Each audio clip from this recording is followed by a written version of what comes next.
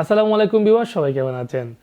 আমরা যখন নতুন একটি মোবাইল ফোন কিনতে শোরুমে অথবা দোকানে যাই তখন অনেক দ্বিধাদ্বন্দ্বের মধ্যে পড়ে যায় যে একটি মোবাইল ফোন কেনার আগে আমাদেরকে কি দেখে মোবাইল ফোন কেনা উচিত।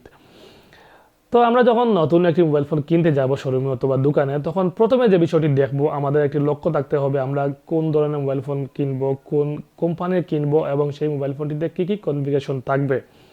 এর জন্য আমরা যে মোবাইল ফোনটি বাছাই করব তার বক্সের গায়ের মধ্যে কিন্তু প্রত্যেকটা বক্সের মধ্যেই লেখা থাকে যে আসলে এই মোবাইল ফোনটিতে র্যাম কতটুকু, স্টোরেজ মেমোরি কতটুকু, ডিসপ্লে সাইজ কতটুকু, ব্যাটারি কতটুকু আছে। অথবা আপনি চাইলে এই মোবাইল ফোনটির মডেল লিখে গুগলে সার্চ করতে পারেন, আপনি সেখান থেকে বিস্তারিত জানতে পারবেন। প্রথমে আমাদেরকে কাজ হলো এই মোবাইল ফোনটির কনফিগারেশন দেখা। তারপর আপনি যে মোবাইল ফোনটি কিনবেন সেই মোবাইল ফোনটির বক্সটি হাতে নেবেন এবং দেখবেন এই বক্সটি ইনটেক নাকি এই বক্সটি আগে খোলা হয়েছে। যদি দেখেন আপনার বক্সটি, মোবাইল ফোনটির বক্সটি খোলা হয়েছে, এর আগে একটি শিল দেওয়া থাকে, সেই শিলটি আর জায়গাতে নেই বা সেটি খোলা হয়েছে, তাহলে আপনি এই মোবাইল ফোনটি কিনবেন না। কারণ অনেক সময় শোরুমে কিছু কর্মচারী, দোকানে কিছু কর্মচারী তারা বিভিন্ন নতুন মোবাইল ফোনগুলো ইউজ করে, কয়েকদিন ইউজ করার পর তারা আবার বক্সের মধ্যে ঢুকে বিক্রি করতে চায়। এবং সেই সাথে অনেক সময় হয় আপনি একটি মোবাইল ফোন যেমন কিনলেন, কেনার পর হয়তো আপনার একটি আত্মীয় দোকান থেকে কিনেছেন, কিন্তু আপনি দেখলেন মোবাইল ফোনটি আর আপনার সমস্যা হচ্ছে বা আপনার মন মতো হয়নি, তখন আপনি আপনার আত্মীয়তার খাতিরে, পরিচিত খাতিরে নিয়ে দোকানে সেই মোবাইল ফোনটি ফেরত দিয়ে দিলেন। তো অনেক সময় আত্মীয়তার খাতিরেও কিন্তু অনেকে মোবাইল ফোন রিটার্ন নেয় এবং পরবর্তী সময় তারা চায় অন্য কারো কাছে এটি বিক্রি করতে।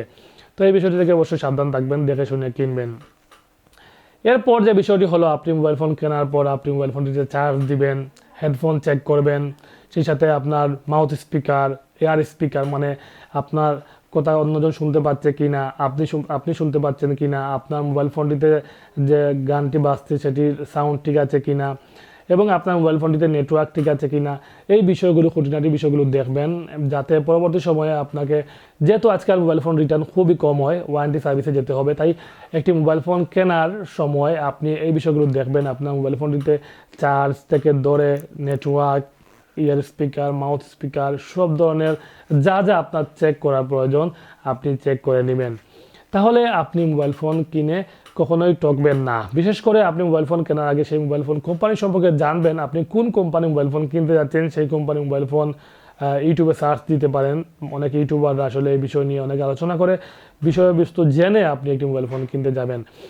কারণ আপনি প্রতিদিন মোবাইল ফোন কিনতে পারবেন না, যদিও আপনার হয়তো অনেক টাকা আছে আপনি কিনতে পারবেন, কিন্তু একটি মোবাইল ফোন যখন আপনি ব্যবহার করবেন, আপনার প্রিয় হয়ে উঠবে, আপনার সব ধরনের ডকুমেন্ট সেই মোবাইল ফোনে নিয়ে আসবেন, তখন আসলে এই মোবাইল ফোনটি থেকে অন্য একটি মোবাইল ফোনে শিফট হওয়া অনেক কষ্টের একটি ব্যাপার।